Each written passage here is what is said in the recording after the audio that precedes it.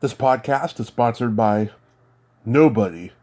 Hey dudes, welcome to Splat from the Past, the only 80s themed horror sci-fi show where things can get totally radical. Now, I am just so excited for today's show because I will be talking to the super hippie himself, Mitch Markowitz, who was one of the stars of the classic Canadian children's horror series, The Hilarious House of Frightenstein. Classic Canadian show, which also featured Vincent Price back in 1971. It is the 50th anniversary, and we are going to chronicle it today. Perhaps pay a little tribute to Billy Van, who played Frightenstein himself. He passed away years ago, at least 15 years ago or so, and it's going to be a great conversation. I was doing my research and found out that Mitch used to be a rock band manager, so I want to find out more about that as well. And it's going to be a great conversation. Mitch is going to be at Frightmare in the Falls in Niagra Falls, Canada, October 29th through the 30th. It's Halloween weekend. Somewhere around there, he will be there. And I'd also like to say happy belated Canadian Thanksgiving to all my Canadian friends. They are just the most wonderful, funny people. I love the Canadians. They are just awesome. So, here is my interview with Mitch Markowitz. Good morning, Tommy. Sorry for the delay. It's okay. This is such a great honor. Thank you for taking the time today. Oh, my pleasure. Did you have a wonderful Thanksgiving yesterday? It was a busy one. This is my busiest time of year, Halloween. I mean, the fact that Thanksgiving happened at the same time, that's a bonus. Yeah. My life seems to revolve around Halloween. I can't understand why either. Yeah. So, going back in time, your brother Riff, of course, is a TV producer. Did you both grow up gravitating towards show business? Well, I'll answer that with a very funny story. I think it's a funny story. Anyway, there was a retail store that started out small and it kept growing and growing and growing. Ended up in a huge bargain store in Toronto called Honest Ed's. Mm-hmm. And it was owned by an impresario, Ed Mervish, who ended up owning most of the live theaters in Toronto and in London. Anyway, my brother went to work for Honest Ed when he was like 15, and he worked in a little tiny 6-foot, maybe it was 5 foot for a square room, and he did the announcements, ladies lingerie on the 5th floor, special sale in the men's wear shoe department. So that was his entree into the show business. Mm-hmm. And he told Ed Mervish, the owner of the store, that they should do something special for Easter. So they hired me to be the Easter bunny. They rented an Easter bunny costume and gave me a wicker basket full of little chocolate Easter eggs. And I stood out in front of the store all day handing out Easter eggs to all the kids that walked by. So Ed Mervish really was instrumental in both of our entrees into the entertainment industry. Wow, all because of a shopping center. Yeah. Yeah, did your parents take you to the movies? Did you watch those late night horror sci-fi movies? Yeah, I remember all those Universal movies, the Mummy and Frankenstein, obviously, and Dr. Jekyll. Yeah, we all grew up on that for sure. Did we realize at that point that there was going to be an inspiration, and 20 years later or something, we were going to create the longest-running kids' TV show in Canadian history that was all based around those monsters. Yeah. Are you born and raised in Toronto? Yes.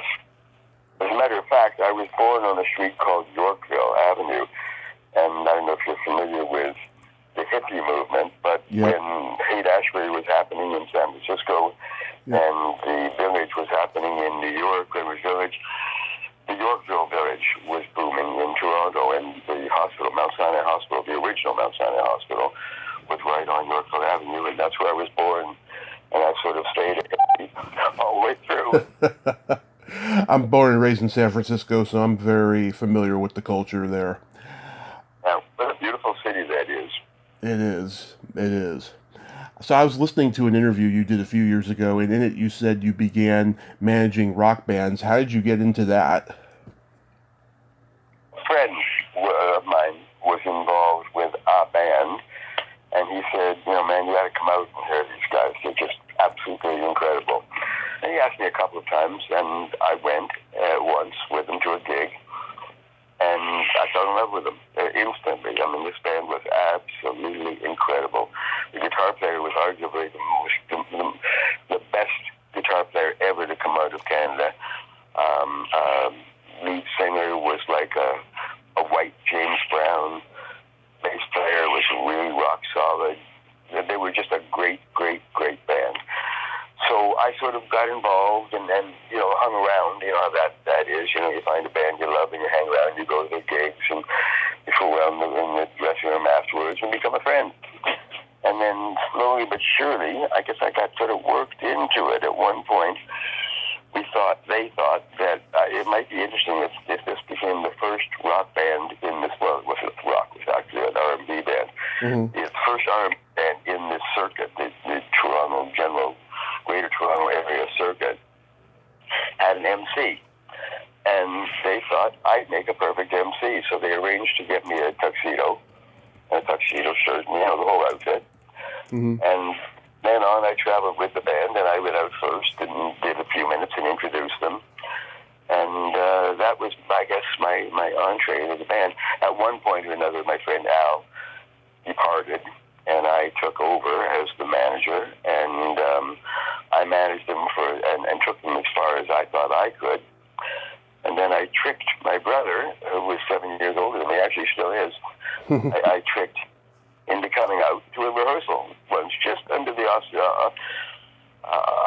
auspices of it being a great band, and they're my friends, and you should really hear the real of them. And so he came out once, and then I convinced him to come out a second time, and that was it. The magic took over, as did he, and then he took them to great heights. They became famous in LA. They played the Whiskey and the Troubadour and like all the big clubs in Los Angeles that nobody ever seen. They had a fabulous show, like a soul revival, if you will. It's called the Soul Crusade of the Mighty Mandela, which was the name at that point. Ended up, Phil Spector saw them, loved them, and turned them on to Ahmet Erdogan, who was the man in the industry at the day. And he produced them on the first record or two, and it just went on from there. And they worked the international circuit. They played a number of hot clubs in New York City at the same time, and then back into Canada and played here. And then at the end of a couple of years, everybody looked at each other and said, you know what, we're just not making it. They'd released a couple of records, done well in Canada, but didn't really break in the U.S. And without a record that breaks, a hit, you just can't exist in the industry. You can never get enough money to pay for your traveling act. So they decided to disband and then go their separate ways. The bass player and the drummer went on to play with Lou Reed and Alice Cooper. Wow. My friend, the guitar player, his name is Dominic Troiano. He passed away about years ago. His kid brother just released a book about Donnie, and I think it's now a bestseller here anyway. And Donnie went on to replace Joe Walsh in the James Gang when Joe left to play with the Eagles. Right. I played with them a couple of years, and then he went on to replace Randy Bachman in the Guess Who with Burton Cummings. Right. So everybody got their results.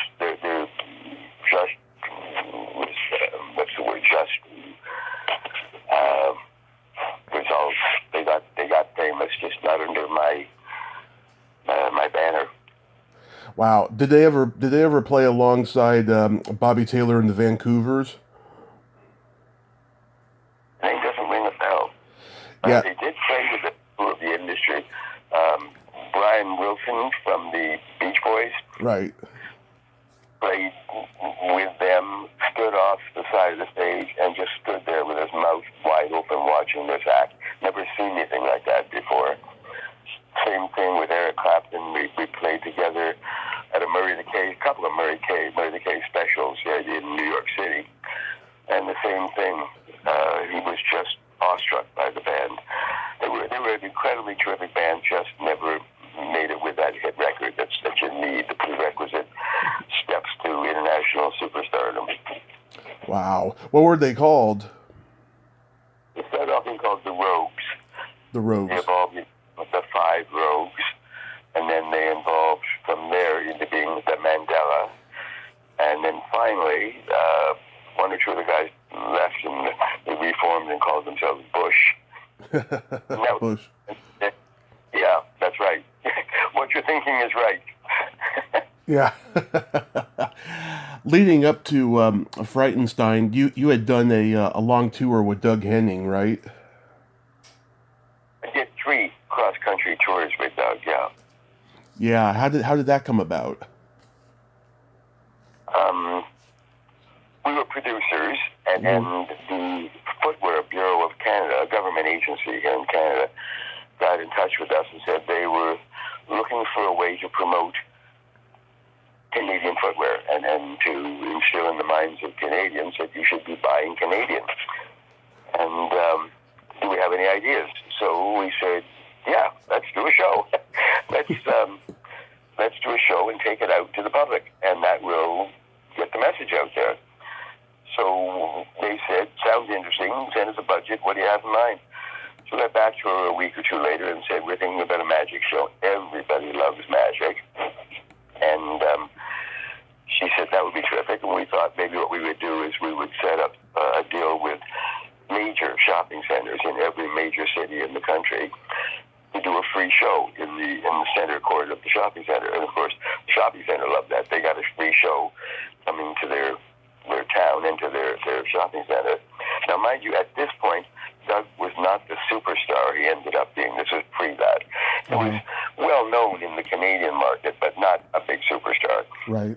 So, anyway, a little time, found Doug, who was an aspiring superstar magician, very hard worker. He had applied for a Canada Council grant and took that money and went and studied under the Masters in California, joined the Magic Castle Club in L.A. Right. So the idea we came up with was we would do a mime magical show, and he would become the chouchou, as in French CHOU, which translates to shoe in English. Mm-hmm. And it was shoot the magical shoe magician. And we took the road, we built the props. Our deal with Doug was he would design the props. We would have them built, and we would pay him, of course, for the tours. And at the end of the show, he would get to keep the illusions. I said props, but he wasn't interested too much in close-up magic. He liked to do big, major illusions. So at the end of the thing, he ended up with 4 major illusions that he hadn't paid for. We did. And we had hundreds of people attending each show in every shopping center. So the Footwear Bureau was happy. Well, they were almost happy. The first day we went out on the road, Francis Kennedy, who was the rep from the government who traveled with us, came up to me and said, Mitch, those shoes you're wearing are not Canadian. And I looked down at them and said, oh, I'm sorry, I didn't realize that. I forget what they were, Adidas or something. And she said, I'll be back in an hour. And she went down into the mall and came back with 2 or 3 pair of Canadian-made running shoes that I wore for the rest of the tour. Yeah. But I'll tell you, there was a real fast, funny anecdote. Yeah. You know how producers and production companies work. You get a budget, you set the budget, pitch it to your client. As soon as they green light it, that's your budget. Right. And the more you spend, the less you make. The more that's left at the end of your project, the more you retain. So, and I was the road manager as well as the MC. I was pretty well everything as far as that show was concerned. And I thought, I'll save some money wherever I can. So I hired 3 young ladies to be the assistant here in Toronto when we played here. Mm-hmm. When we went out on the road, I arranged with agents to have 3 assistants from each city come and join us and do the show, and then I'd have to pay for them for accommodation. So there was 3 of us on the road, me, Doug, and Francis. So I started off by booking 2 rooms. 1 room with 2 beds for Doug and I, and 1 room for Francis. Right. So the first day after the gig, Francis and Doug got the cab and went back to the hotel, but that's all they had to do. And of course, since I was the road manager, I had to make sure the equipment all got torn down and put into a truck and everything. So it was a few hours before I got back to the hotel. When I got there, I picked up the phone, turned the TV on, picked up the phone, called room service, and ordered dinner. And Doug looked over at me and said, "What are you doing?" And I said, "Well, I'm ordering dinner." "And where are you going to eat it?" And I said, "Well, here, why don't I watch TV?" He said, "No, not in this room, you're not. I have to do my yoga now," which consisted of him standing upside down on his head in the corner in the dark. Mm-hmm. So that was the first and last night we shared a room. From then on, for the rest of the tour, I booked 3 rooms, 1 for Doug, 1 for me, and 1 for Francis Kelly. I don't blame you. So, what's the genesis of the Hilarious House of Frightenstein? I mean, we're at that point where you just done with the road and all of that. You wanted to do something local. By Frightenstein, you mean local? Yeah, just stay local, not go on the road. You wanted to do a show. Yeah. Well, not really. I mean, the truth is, my brother had produced a number of shows for CHCH-TV in Hamilton, which is about 40 minutes out of Toronto, a small independent television station. Mm-hmm. And they were new independent TV stations in Canada. Most of them were either CBC Network or CTV Network. It's expensive to be an independent station. So anyway, he had produced a bunch of shows for them, an exercise series, and one was my idea, a consumer affairs show, and lots of game shows we had done to them. But we knew that they had a hole in their children's programming. They had 2 children's programming they were running at the time. One was called the Captain Andy Show. He was a nice guy. He was probably in his 60s. Mm-hmm. It was a very quiet, low-key, half-hour show.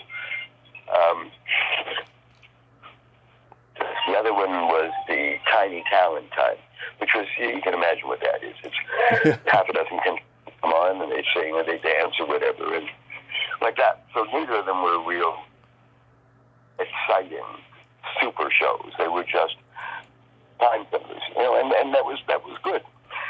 So we pitched him in and met with the general manager and pitched him on doing a new kids show that we would produce. We told him what we had in mind, that it was going to be a sort of pseudo-horror kids show aimed for the, sort of 4 to 12-year-old demographic. Mm-hmm. And he was a big, very independent thinking, he ran that show, period. He was the GM. So he said, "You know what, guys, what do you think about it?" So what are you going to do? Force him to make a decision? We said, "Okay, think about it. We'll give you a couple of days." We went out, got into the car, headed back to Toronto. I forget who looked at who, but either my brother looked at I or I looked over at him. And we said, "You know what? We did not close that sale. What can we do to do that?" So we thought about it a little bit. Then we thought, you know what, let's go in, pitch him again, but this time add some bait at the end of the hook. And the bait was going to be a superstar to be the host. Right.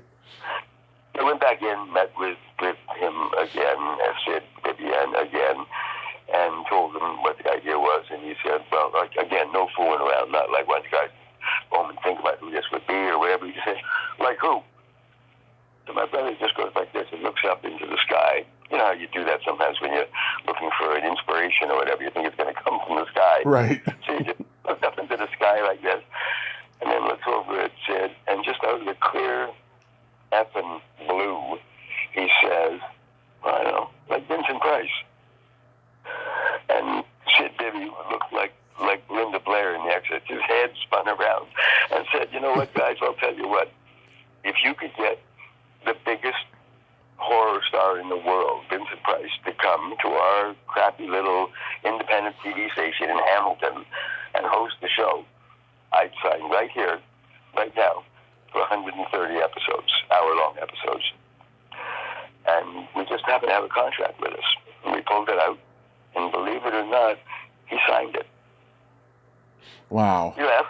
We left. We sort of, our feet weren't touching the ground. We left there elated because we pitched him with a fairly big, substantial budget. Now, not for California, and certainly not for these days. Yeah. These days, if you don't have $500,000 or $600,000 minimum to produce a half-hour show, you've got nothing. Right. We pitched him. The deal we pitched him was we would get $500,000, $500,000 for the production, and we would supply all the above the line, which is the entertainment industry expression, as you probably know, where we would supply the talent, the writing, the sets, the scripts, all that stuff. The station would supply all the below the line costs, the cameramen, the studio, the equipment. So it was a very sweet, it was a rich deal, if you will. So we got back in the car. Once again, exactly the same situation. Looked over at each other and said, how the F are we going to get Vincent Price to be the host now that we've committed to it? Yeah. So it took a couple of days thinking about it and a little bit of talking and networking. Ends up we had a friend. Tell me when you have to stop for a commercial break. I'm just kidding. We talked to a friend of ours, a guy named Al Guest, who was the biggest, he owned the biggest animation studio in the country at the time. Right. And he told him our dilemma, and he said, you know what, I think I can help. I know the guy who owns Famous Monsters, which at the time was probably the preeminent monster magazine in the world. So he could probably help you. So we got in touch with him, and he said, yeah, I can probably help. And we went to meet with him, and he had amassed a ton of black and white stills that he owned the rights to of monsters and famous monster stars. So we agreed to buy, I forget, like a dozen of them or something. Not buy, but buy the rights to use them. And if you remember Frightenstein, every once in a while we'd throw in 10 seconds or 5 seconds with a picture of Dracula or Frankenstein or whoever to count. We told him about our dilemma, and he said, no problem. I know Vincent Price. I'll give you his phone number. So the rest was history. He gave us the contact number. We got in touch with Vincent. We told him what we were doing. And he thought about it for about 5 minutes because the offer we made him was like one of those, horse's head at the foot of the bed. Then an offer he couldn't refuse. We said, listen, we'll you tell us when the timing is good for you. All you have to do is give us 2 days, 2 working days. We'll fly in, we'll fly out, we'll put you up. And this is a kid show, and he had never done a kid show before. And we'll pay you. And the key to him closing the deal with Vincent was, we told him the truth. This is a small independent TV station. It's got an audience about as big as, the number of people that see you when you walk down Melrose or Hollywood Boulevard or whatever. Yeah. Nobody watches the channel. The only thing that they do have a big audience for was they carried the hockey games here. Right. So it won't ruin you, even if the show is a total failure. It won't have any adverse effect on your career because nobody's going to see it. So based on those 4 points, he said, okay, I'll do it. And the rest is history. Vincent Price said yes. Wow. Yeah, I've talked to Victoria Price, and she's told me her father loved being a part of that show. Yeah. Yeah, there was a funny story about Victoria. Her and I were booked to do the Fan Expo, which is the big fan convention here in Canada. Yeah. 1 year. And they said, are you okay working with her? And I said, sure. And she asked her the same thing. Are you okay working with Mitch Markowitz, one of the producers? She said, sure. So Fan Expo is downtown at the convention center. So the limousine picked me up first. And we headed down. We picked her up at her hotel. As soon as she got in the limousine, she said, Mitch, nice to meet you. You got to help me. I'm in a big problem here. Oh, I'm sorry. This wasn't going to the gig. This was going to a morning live TV show here in Hamilton to promote the gig the day before the show. She said, I'm in big trouble there. I'm going into this TV interview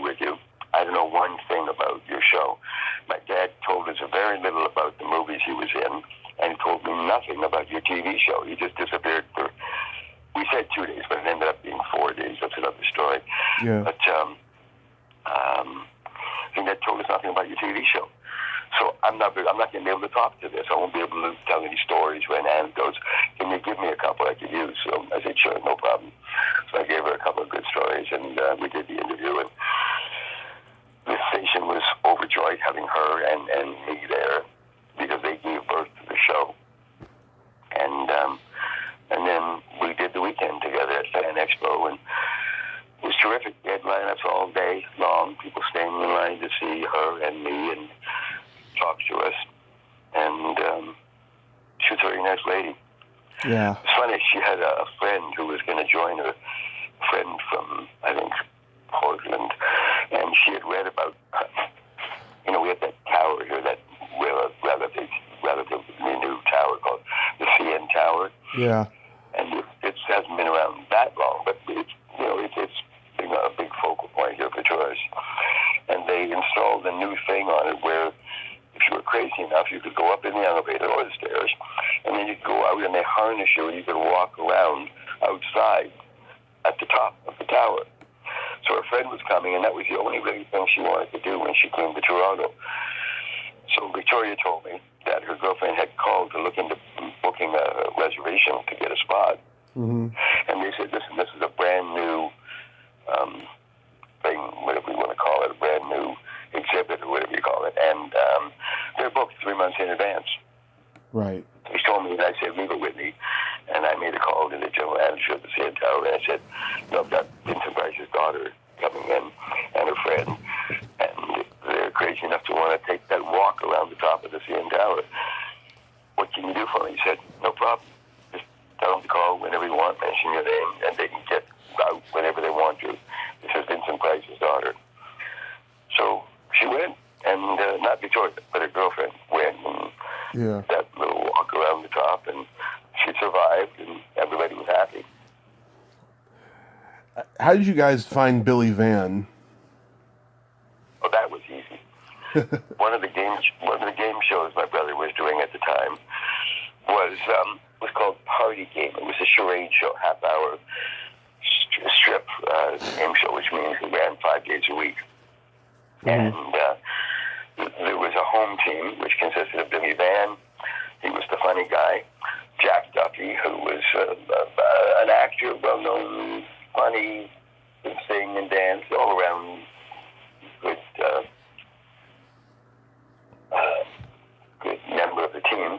And a gal named Dinah Christie, who was very attractive, great singer, well-known. So that was the home team.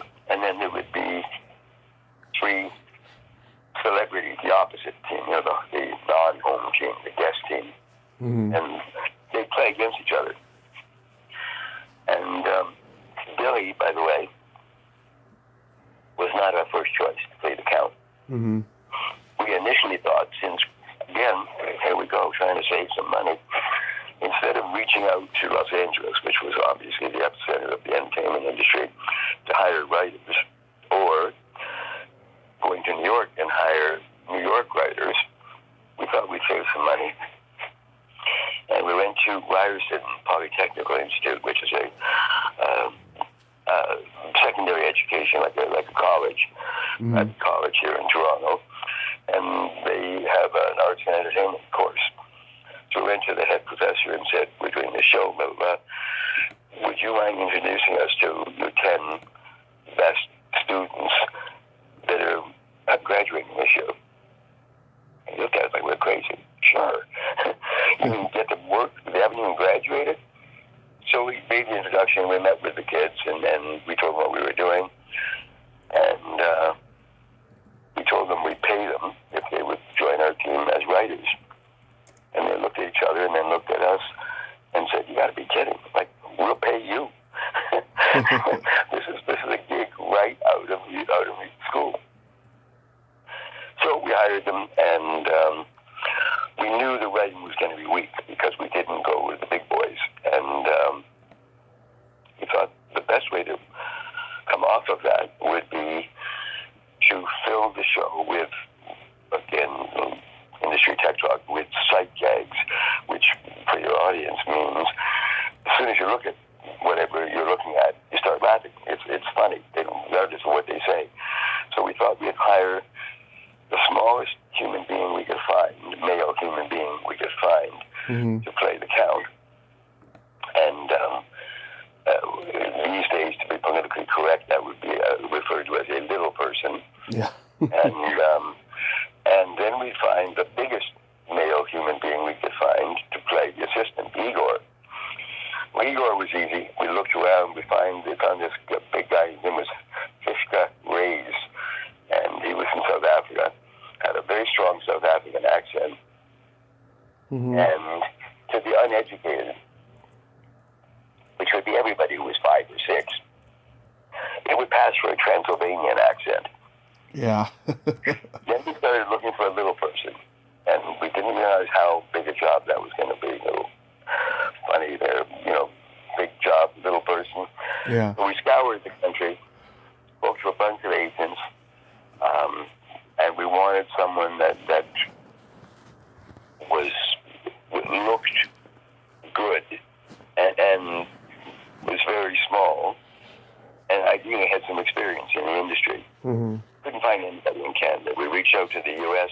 A couple of agents sent us a couple of people, but again, it just didn't fill the bill, what we were looking for. Finally, an agent in Canada called us back and said, I've got the guy for you. It's perfect. His name is Guy Big. Now, obviously, that he wasn't born Guy Big. His real name was Alan Hoffman. But he's 31 inches tall, perfectly, proportioned and developed, so it didn't look like we were making fun of somebody, and or of little people in general. Yeah. And he speaks English. I mean, what more do you want? So this was the biggest mistake we made in that entire production. And this is a huge production. We did 130-hour-long episodes in 9 months, including pre-production, production, and post-production. Like that's a 3-year job. Yeah. This is the biggest mistake we made. We spoke to the guy on the telephone and hired him sight unseen, just based on what the agent told us, because we had a deadline. We had to get into production very fast. We made commitments. Now we make arrangements. We were living in I guess you might call it a mansion, a very large home. My brother and I, and his wife and his 2 Dobermans, were living in this mansion in the west end of Toronto, and we made arrangements for Fishka, his nickname was Kingfish, for Kingfish to come out to the mansion along with Guy Big, so I could run through the lines with them and just get a feel for working with them. Because I was responsible, along with a lot of other things, for the writing. We hired all the writers. This place had tons of bedrooms, so we paired them off into couples, the writers, give them each a bedroom and lock them in there and say, now you're going to write all of this, all the bits, you're going to do the pet bits, and went like that. When they arrived, the house was set back dramatically from the road and from the sidewalk. So I'm standing in the living room looking out the window at about 2 in the afternoon, which is when they were supposed to arrive. Now I see this old, dilapidated piece of shit Volkswagen Beetle pulling up into the driveway. Yeah. Smoke comes spurting out of the exhaust pipe. The fenders were held on with duct tape, and Kingfish was driving it. So they pull up, somehow got up that little hill of the driveway to the entrance of the house. Kingfish tries to squeeze out from behind the steering wheel, and then you could hear a pop as he actually got out of the vehicle.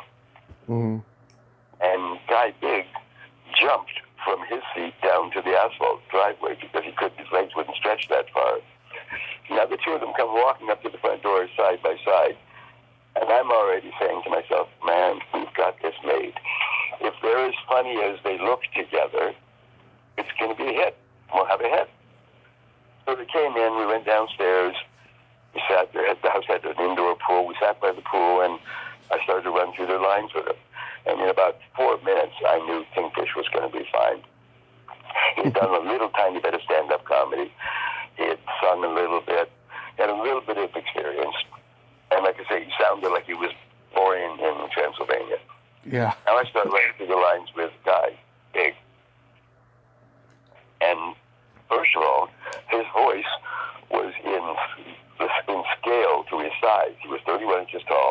Like that.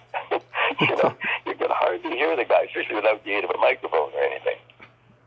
And back then, we didn't have the kind of, little transistorized microphones that you can wear now on a clip onto your shirt with a power pack on your back. We had boom microphones. So if you had a boom going down to the guy who's 31 inches tall, it's going to be in the shot if you want E or if you want a two-shot, So that was the complication. I could have lived with it, could have figured out another way around that. But he started to read his lines, and I looked at him and I said, no, you can't do it that way, guy. It's got to sound funny. So it's a comedy show. Yeah. So, we give him a line like, Igor, get the door, and we come back with, Igor, get the door. So we try him like that for 5, 6, 10 minutes. Finally, I said, okay, I'll teach you how to do it. Just go like that. I'm not a specialist. I'm not an actor. I just had a sense of humor, and I watched horror movies. So I knew that the way to do it was you go and just put your finger up in there and say, Igor, get the door. That's the way the count has to sound. Yeah. So I gave him another 10 minutes to try. Still didn't work. I said, listen, guys, I'll be back in 10 minutes. I went upstairs to my brother and said, listen, this guy doesn't have that same effing word. He hasn't got an effing funny bone in his body. Mm-hmm. And I'm not a magician. I can't make him funny. So we figured, my brother trusted my judgment and said, okay, we got to get rid of him. So we ended that session that afternoon, sent them both home. And we pulled straws, my brother and I, to see who was going to fire him. Mm-hmm. And of course, I lost.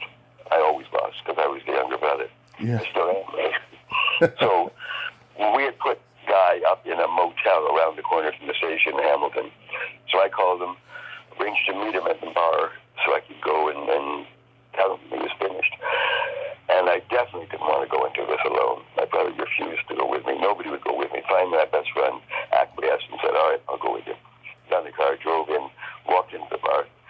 Thank God, now he's sitting up on a bar stool already. I didn't have to pick him up and put him up on the bar stool. So I just leveled with him and said, listen, Guy, you can't cut the lead position in this series. First of all, you just can't do it. And second of all, you couldn't do all 130 episodes. You wouldn't be able to make it through. It's an exhausting, horrible job, this undertaking this. But I'll tell you what we will do. We'll let you keep the tuxedo, the count's outfit we made for you. Mm-hmm. We'll pay you what we said we would pay you, which was a substantial amount of money back then. And I'll get you another gig. I'll give you something to do on the show. You just won't be the lead character. And he took it like a man, no problem. He said, okay, and I darted out of there, got back in that car, got back in, and on the highway, and just, oh, my God, I'm so glad I made it through that. Now we had to think of who we're going to use for the count, and we started thinking about all kinds of various options we had. At one point, we thought of Jack Duffy, one of the three people in the home team on Party Game. And then one day, just out of the clear blue, Billy comes walking into the office, just for nothing related, just something to do with Party Game or whatever. Mm-hmm. And we told him, and we were sitting there sweating at this point, like, we got to get into production right away. So we were showing that we were stressed. And he said, what's wrong, guys? What's happening? So we told him. And he said, let me do it, man. I can do it. And he said, Billy, you're already doing a ton of episodes. We did 5 a week, and we sold him a 1-year contract. That's a ton of episodes for Party Game.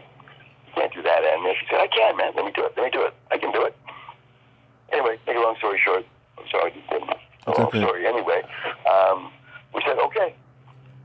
And he turned back around like, those kind of people do, the kind of do that impersonation act, like a Rich Riddle or whatever. He turned back around and said, Igor, shut the door.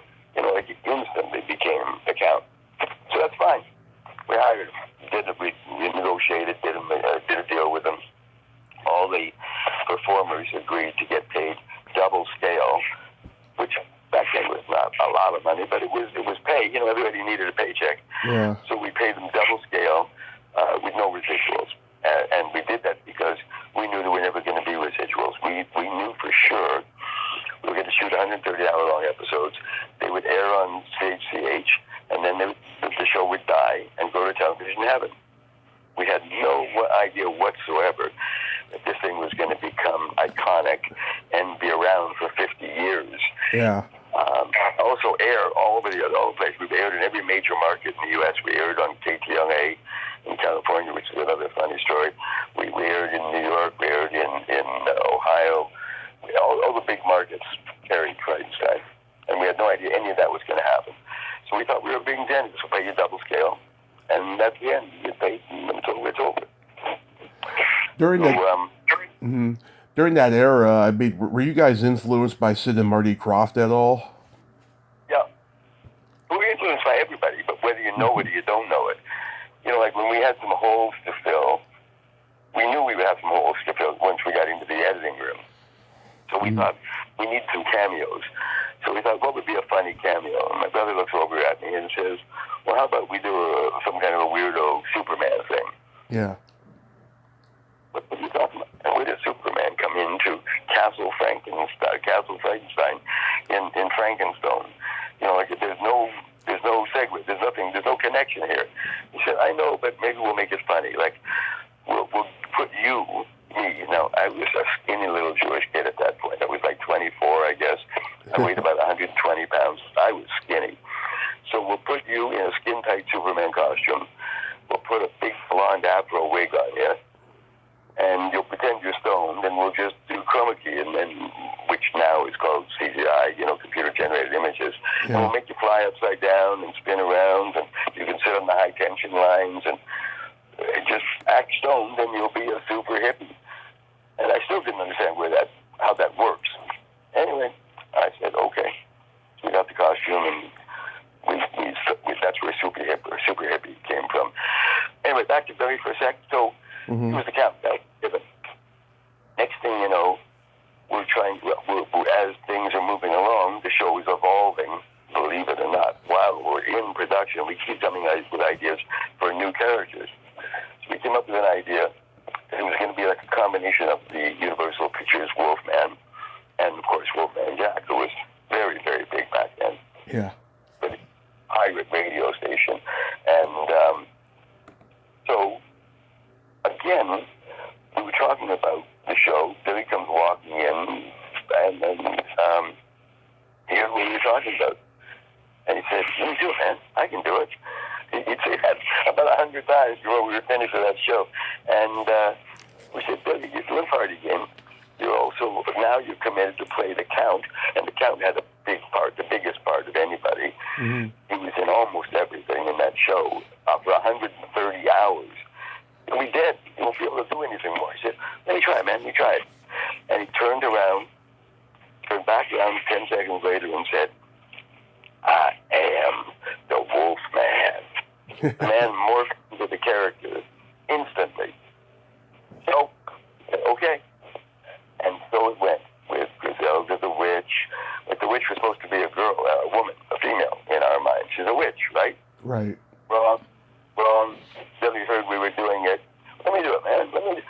And that's how the cast filled out. It ended up Billy played 9 different principal characters, not cameos, principal characters.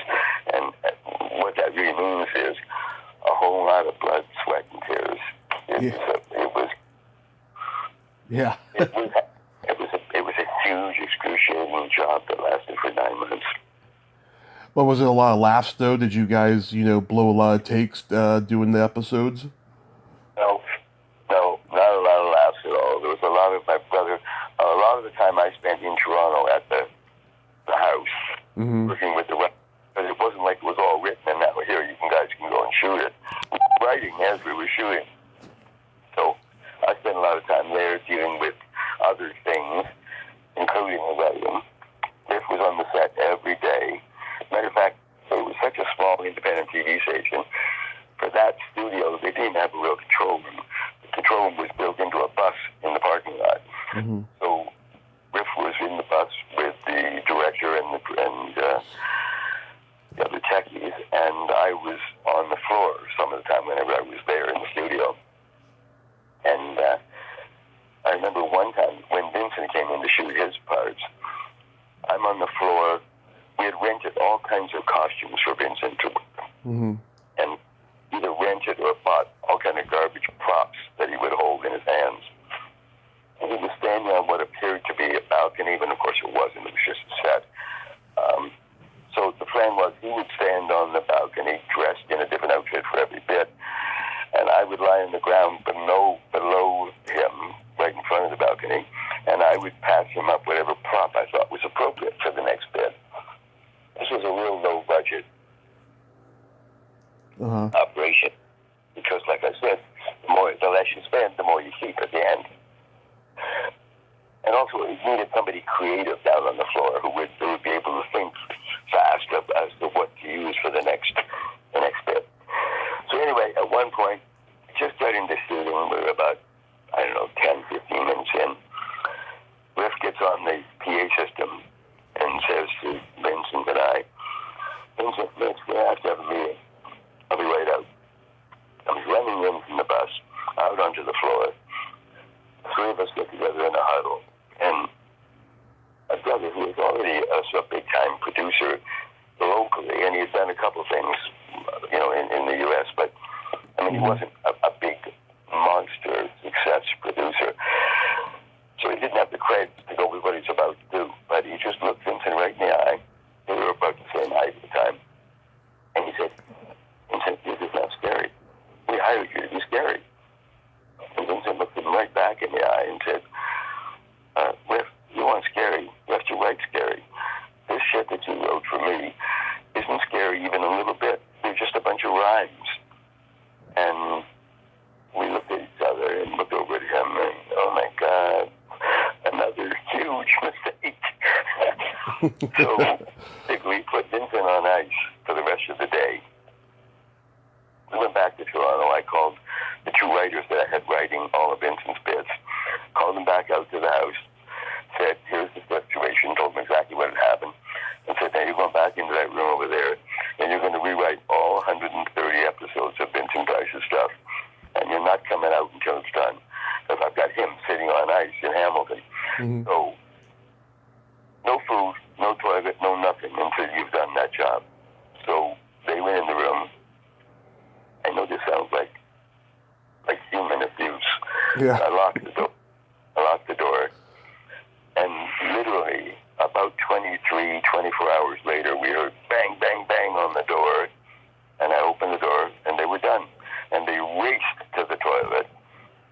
And we had sandwiches all prepared because we knew they'd be finished sometime.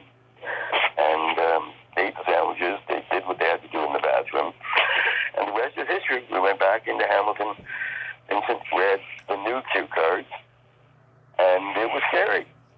And he did a bang-up job, which is, I think, why he got the call from Michael Jackson to do the Thriller, to do that bit on Thriller. Right. In the album. Wow. So after that show ended, what did you end up doing?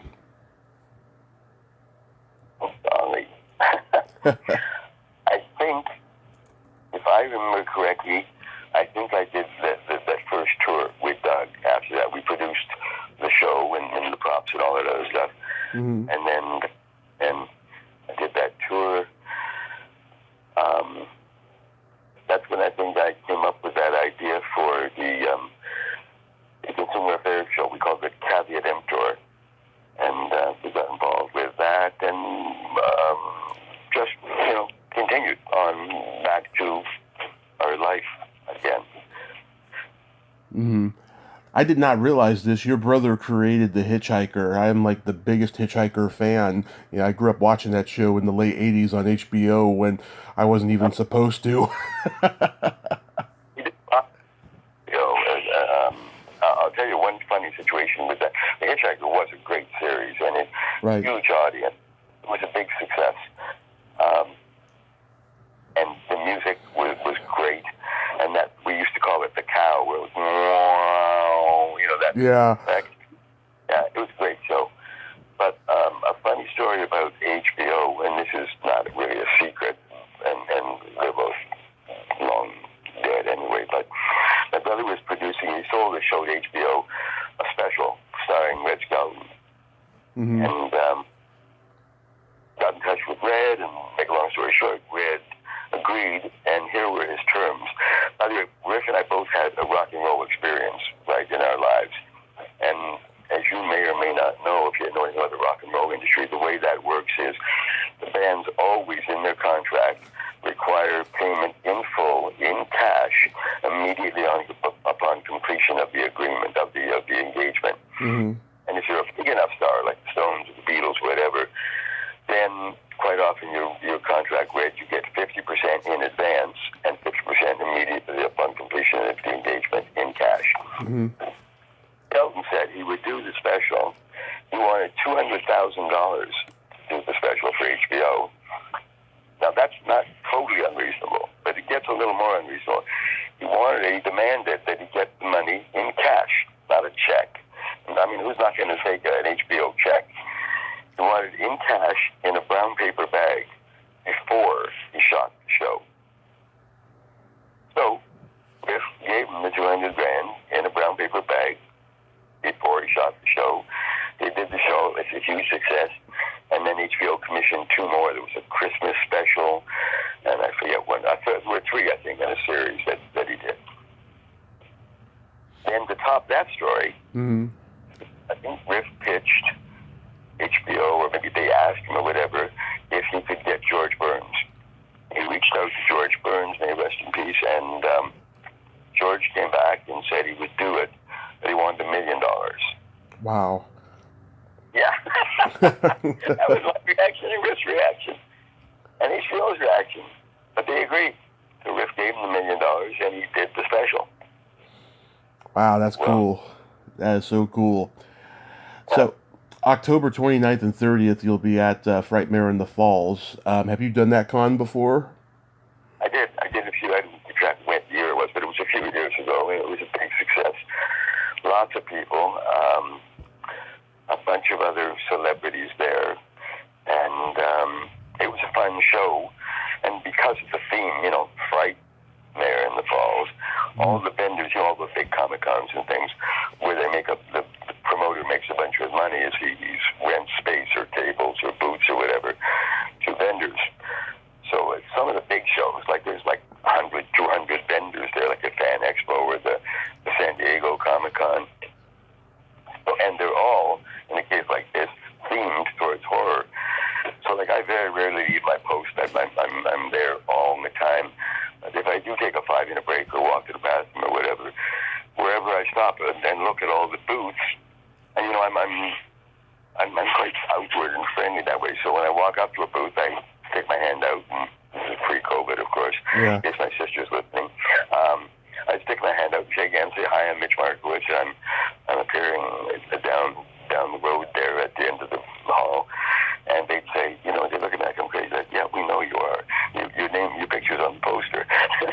Right? I know. I just like to say hello.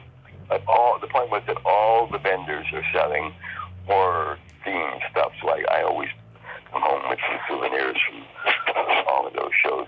Now this year, it's going to be a little bit different. Frightmare in the Falls is always a big show, draws big audiences because they draw from Canada and the U.S. I mean, it's just, you come across the bridge and you're leaving Niagara Falls, U.S., and you're in Niagara Falls, Canada, where the show is.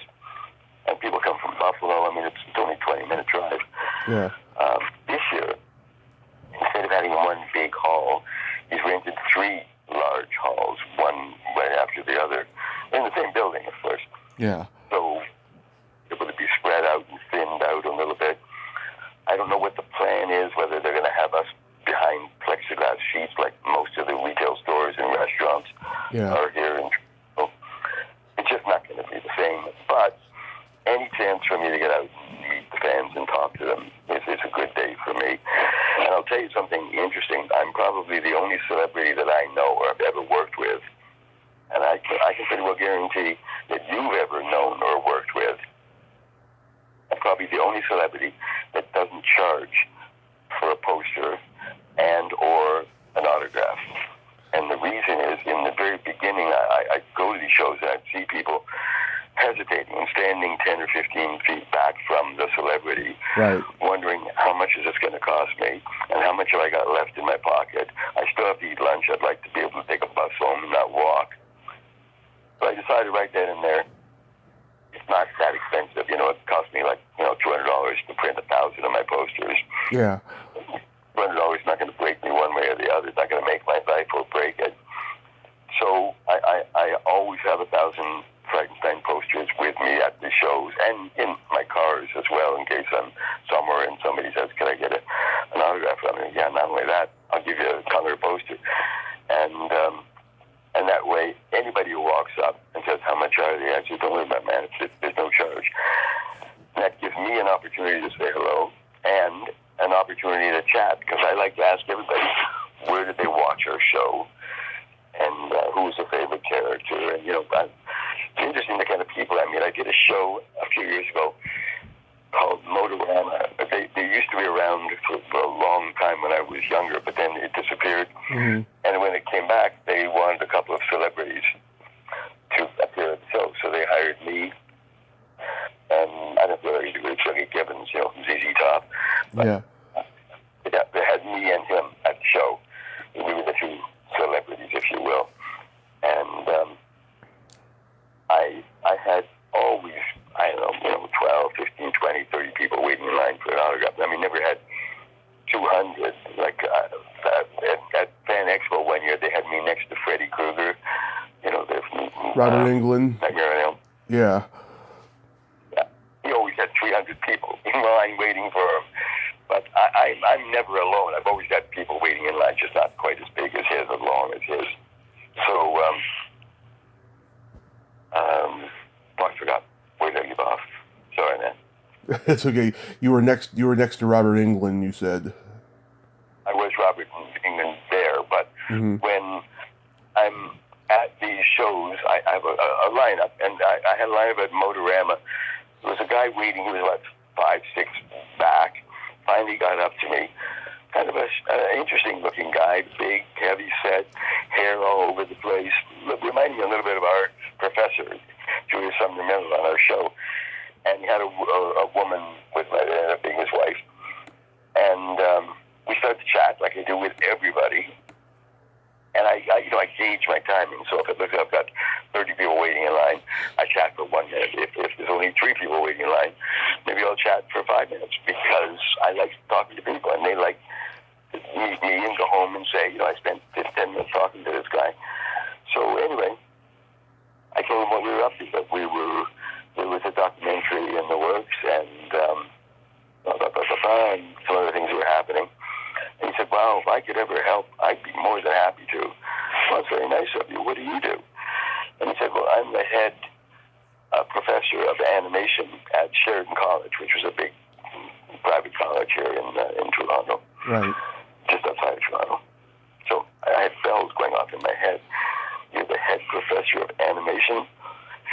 Give me some contact information so I can reach you, because we should talk some more." So he did. And I met with him and the chap who was at the time producing the documentary. And the guy said, he said, "Listen, I can do animation anywhere from Disney level down to it looks like your kid did it." So the producer said, "No, I'll take the Disney level, even if I don't get very much of it." So he did it's about a 3-minute long animated piece of that story I tell about Fishka and the guy pulling up in the Volkswagen. He animated that, and it looked great, and that was going to be incorporated into the still not completed documentary. But it's incredible how many people I meet who have a story to tell. Your show inspired me to be a meteorologist, and it goes on and on and on. I mean, as you know, our show inspired the who's who of the entertainment industry: Mike Myers, Alice Cooper, Russell Peters, Alice Cooper. Like, it just goes, the list goes on and on. And I never know who I'm talking to unless I chat with them. That's the way I run. No charge for the autograph, no charge for the poster. which is such an extreme when you consider that, William Shatner has probably got more money than God. Yeah. Charges $80 for a photograph and another $80 to sign it. And David Hasselhoff's in that same $80 price range. And the Linda Blairs of the world are, from $20 to $50. Same as Elvira. Yeah. By the time you get the autographs, you have some lunch, you have transportation there and back, and maybe you buy a souvenir or two. You're watching those pennies. So I just eliminated that issue altogether. There's no barrier. Come up, chat with me, get a poster, get an autograph, and I jump out from, pre-COVID, I jumped out from behind my table with almost everybody who asked, stood beside them, if they had a phone with them, found somebody was walking by, said, "Excuse me, you mind taking a picture for us?" Give the person's phone to that other person. They go home with a photograph with me, and it's no charge. Like, everybody walks away happier than a pig in chop suey. Yeah, Mark Hamill, he charges like $200 a signature, which I think is just highway robbery. I'm not going to say anything against William Shatner or Mark Hamill or any of them. They can run their lives the way they want to. Yeah. More power to them. You do whatever you want to do, and I do whatever I want to do. And I'm sure by now, Mark Hamill is not short of work. Neither is William Shatner. Neither is David Hasselhoff. They don't actually need the money to pay their rent or eat. It's just, I'm not going to belittle anybody for what they do. I just handle myself the way I want to. That's really great, Mitch. Last question: have you ever thought about doing a memoir or a documentary about Frightenstein? Is your name Creston? I'm sorry? Can you read I said, is your name Creston? Can you read minds? No, I was just, a lot of people are coming out with memoirs and documentaries these days. I just thought it would be great to ask. Well, people have been asking me that question for years. Mm-hmm. And to be quite frank, I'm a busy guy. Like, my dance card is full. Yeah. Especially Halloween, like a month before, the month after Halloween. But during the year, like, I have turned Frightenstein. I've turned the brand into something that everybody can own. So I've got all kinds of people that I've licensed that create merchandise, whether they're T-shirts or hoodies or jackets, record albums or CD audio dramas. There's more Frightenstein material out there to buy than Batman. I mean, I'm exaggerating, of course, but people have been asking me about a book for a long time. And what I've decided to do, there's a chap who, we use 2 cameras on our shoot, and we always ask the station to supply 3 cameras, 3 cameras, in case one went down, and it did that way, it wouldn't mess up our production for the day. So 3 cameras, 3 cameramen. We used 2. The third guy was an amateur photographer as well, and he always wore his still camera around his neck. And he took about 650 photographs, backstage photos, and so again, to make a long story short, he never processed those negatives. They just sat in a dark room for 40 years. So I have an arrangement with him now where he's sharing those photographs with me. And instead of writing a book, what I'm going to do is I'm not 100% committed to this, but I'm leaning in that direction. I would do a coffee table book, and I've got tons of stuff to put in there when it comes to visuals. Tons of photographs nobody's ever seen before, and lots of posters. Whenever I appear somewhere, that poster with your picture on and stuff like that I could put in there. I've got tons of visual material for the book, and then my stories and anecdotes and the time you and I have spent together, I can put all that in writing, and that will all wrap around, if you will, the visuals. And I think that would be a terrific coffee table book. I've already got a title for it, which I'm not going to release at this point. Okay. Oh yeah, I would definitely buy a book like that. And the reason I'm not giving the title, by the way, is in this industry, all we have is what we call intellectual property. Right. So if you have a TV show, you don't go telling people about it, especially if you're eating a corned beef sandwich at Cantor's on Fairfax. I mean, Yeah. like half the industry eats in there. So why would I want to let known this idea that I have? Because the next thing you know, somebody will be pitching it to a network. Exactly. The title I have would be ultra, super compelling. So if you're walking in a bookstore and you're walking by and you see a pile of that book and that title, I think you're bound to pick one up and take it to cash and take it home with you, or give it to somebody who was a huge fan as a Christmas present. By the way, one other thing, you said one more question, but I'm going to throw this at you anyway. Okay. I recently licensed a company called Headspinner Productions, and they're a new production house based in Canada, and they have just premiered an animated version of our show. They renamed it The Happy House of Frightenstein. Uh-huh. It's aimed at a demographic between 4 and 7, and they did a terrific job. They did 10 episodes so far. It's airing on the Marvel Media Kids channel on YouTube. And within the next week or two, there's a national broadcaster, a traditional broadcaster, that will be announcing that they've signed a deal. And they would like to get on the air, of course, in time for Halloween. So that's out there. They did a great job on it, and I'm sure they'll get a pickup on it, and they'll get an order for another 20 or 30 episodes or whatever. And, that's the way it goes in our industry. Nobody wants to commit for 130 episodes anymore up front. They raise the flag, see if anybody salutes, see if the audience likes it, and then they go from there. And so far the response has been great. Kids that have seen it, have loved it. The adults love it. And it gives a whole new life to the Hilarious House of Frightenstein. I'm definitely going to check it out. And I really want to thank you so much, Mitch, for taking the time today. My pleasure. Good talking to you, man. And good luck with your show. And happy Thanksgiving. Yours is coming up soon. Yes. Thank you so much, sir, and enjoy your time at the con, and have yourself a great day. Please stay safe. My pleasure. Take care now. Okay. Bye-bye. Well, there you have it. Mitch Markowitz. Ain't he a cool dude? What a nice guy, huh? And that's great that he doesn't charge for autographs. A lot of people out there could take note. Well, until next time, this is Tommy Throwback Kovac saying, there's no shame in living in the past, because the present sucks. Later, dudes.